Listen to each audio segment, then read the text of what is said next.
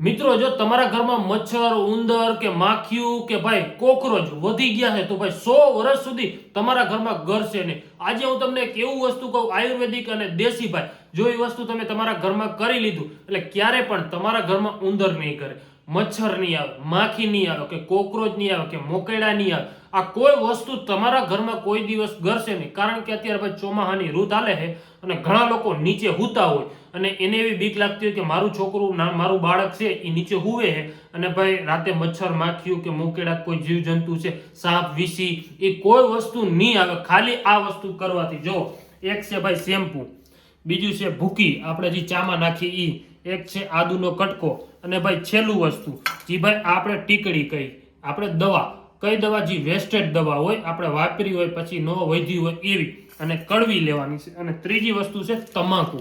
આ વસ્તુનો ભાઈ તમારે એક હે ને ભાઈ વસ્તુનો ભાઈ તમારે એક વસ્તુ બનાવવાનું છે. હું કહીશ તમને વિડીયોમાં કે હું તમારે બનાવવાનું કેવી રીતે બનાવવાનું. હાલો તો હું તમને દેખાડું. જો પહેલા તો તમે હે ને ભાઈ આવી ટીકડી લઈ લ્યો, પછી ગમે તે વ્હાઈટ કી છે કે ગમે તે વસ્તુ હોય એમાં તમે રાખી દો આવી રીતે. જો આવી રીતે મેં રાખી દીધી, આ બધી લઈ લીધી.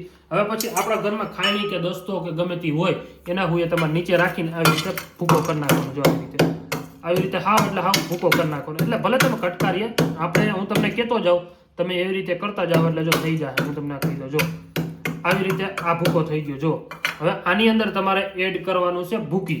જો આવી રીતે આ ભૂકી બધી નાખી દેવાની, એટલી લેવાની અને ભૂકી નાખી દેવાની. પછી કરવાનું છે એડ શેમ્પુ.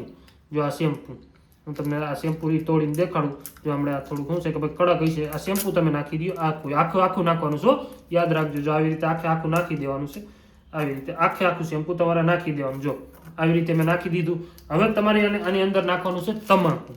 જો આવી રીતે તમાકુ નાખી દેવાનું. આ બધું તમાકુ જે ભાઈ છેલ્લે આપણે તમાકુ હોય છે એ તમાકુ અંદર નાખી દેવાનું. અને આદુનો કટકો ભાઈ જો તો ખાયણી હોય આપણા ઘરે એમાં તમારે ખાંડી નાખવાનું. આવી રીતે હાવ એને પણ એક લેપ કરી નાખવાનું. જો હું આવી રીતે તમને કહું છું એવી રીતે. જો આવી રીતે તમને કહી દઉં. જો આવી રીતે કરી નાખ્યું. આ શું છે આદુ તીખાઈશ વાળું હોય તો તમને ખબર છે ને. આવી રીતે અંદર નાખી દેવાનું. જો આવી રીતે નાખી દીધું. હવે આપણે ભાઈ આ કામ થઈ ગયું પૂરું. હવે તમારે શું કરવાનું છે, જો આવો એક લેપ થઈ જાય, આવું બધું થઈ જાય. હવે તમારે આને એને હલાવવાનું ભાઈ. જો હું હલાવું થોડુંક. જો આવી રીતે હલાવવાનું, હરખું થોડુંક હલાવવાનું. આમ હલાવવાનું એટલે હલાવવા રાખશો ને એટલે ભાઈ તો થઈ જાય સમજ્યા. એટલે વારે નહીં લાગે કોઈ જાતની. અને ખાલી થોડું હલાવવાનું. આમ હલાવવાનું. જો આમ થોડોક બધો પાવડર થઈ જાય એવી રીતે હલાવ્યા રાખવાનું. જો આવી રીતે હલાવ્યા રાખો તમે ઘરે. આમ થોડીક વાર એક મિનિટ સુધી હલાવો એટલે બધું મિક્સમાં થઈ જાય સમજ્યા. એટલે શું છે કે આ બધો પેસ્ટ રહ્યો ને એ ભેગો થઈ જાય. જો આવી રીતે થઈ ગયો. જો આ રીતનો થઈ ગયો. આમાં ભાઈ હજી કડવાઈ છે એવી આવે છે. હજી હું તમને કહું કરવાનું શું છે. જો આવી રીતે થઈ ગયું રેડી. હવે આની અંદર ભાઈ થોડુંક પાણી હોય ને એ એડ કરવાનું. જેમ કે જો આવી રીતે કેટલું, એક વાટકો જેટલું. જો એક વાટકો જેટલો. પછી પાછું હલાવવાનું. જો આવી રીતે આમાં હલાવ્યા રાખવાનું. જો એ રીતે ફીણા થાય બધું થાય આવી રીતે હલાવવાનું. અને 1 મિનિટ સુધી હલાવવું. કારણ કે જે બધું વસ્તુ છે ને ભાઈ એ મિક્સ થઈ જાય અને પાણી રહ્યું ને હાવ કલરિંગ જેવું થઈ જાય. ઓટોમેટિક અલગ કલરિંગનું થઈ જાય. જો આવી રીતે હલાવશો ને એટલે જો હજી તમારે 1 મિનિટ સુધી તો હલાવવું. જો ત્યાં તો એ પાણી થશે, નકર થશે નહીં. જો આવી રીતે ધીરે હલાવ્યા રાખો. જો આવી રીતે હલાવ્યા રાખવાનું. જો આમાં થોડીક વાર હલાવો એટલે થોડુંક બધું મિક્સ થઈ જાય. જો અને આ પાણી એવું ગંધાય કે આ વાત પૂછોમાં. કે હું તો એમ કહું તમારા ઘરે નાના બાળકો હોય ને તો થોડીક વાર એને બહાર રાખજો કે આ પાણી એવું બહુ આકરું આવે છે કે આનાથી તો હું તમને કહું. હવે હજી આ પાણી તમારે બની જાય ને પછી કરવાનું શું છે એ હું તમને કહું. જો આવી રીતે પાણી આ બની ગયું. જો કમ્પ્લીટ. હજી થોડુંક હું હલાવું એટલે તમને એમ થઈ જાય કે ના ખબર પડે. જો આ બધું આમાં મિક્સ છે રેડી. આમાંથી આ વસ્તુ કરવાથી છે ને તમારા ઘરમાં ઉંદર મચ્છર માખી કે કોઈ વસ્તુ આવશે નહીં. જો હવે આ રીતનું થયું. જો પાણીનો કલર એ બદલી ગયો. જો એવું નથી હાથમાં નાખી નાખ્યું. જો એ કોઈ વાંધો નથી. હવે તમારે શું લેવાનું છે, એક ગયણી લેવાની. જેમ કે આપણે ચાની હોય એ ગયણી અને એક શીશો લેવાનો. જો આવી રીતનો ખાલી શીશો હોય એ એક શીશો લઈ લેવાનો. પછી એને હે ને ભાઈ આપણાની માથે નાખીને આમાં ગારી પાણી નાખી દેવાનું અંદર.